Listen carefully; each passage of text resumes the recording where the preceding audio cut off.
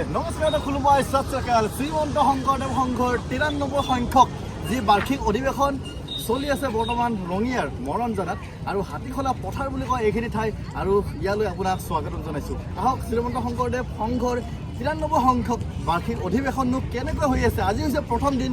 আগৰ ভিডিঅ'টো আপোনালোকে চাইছে, প্ৰস্তুতি কেনেকৈ চলিছে আৰু আজি প্ৰথম দিনটো কেনেকৈ চলিছে আজি আপোনালোকক দেখাম। আহক মোৰ লগত, আৰু মোৰ সতীৰ্থ আছে।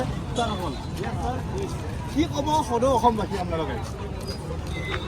আমাৰ বাবে অতি গৌৰৱৰ কথা। মই ইয়াৰ স্থানীয় ব্যক্তি সহমিলনৰ এই স্থলীত আমি সমবেত হ'ব পাই আনন্দিত হৈছোঁ। ইয়েছ, আমি সকলোৱে আনন্দিত হৈছোঁ আৰু আপোনালোকক আহক। আৰু আজি প্ৰথম দিন আৰু দুদিন আছে, গতিকে বহুত কিবা কিবি হ'বলৈ গৈ আছে। আহক ভিতৰত কি হ'বলৈ গৈ আছে।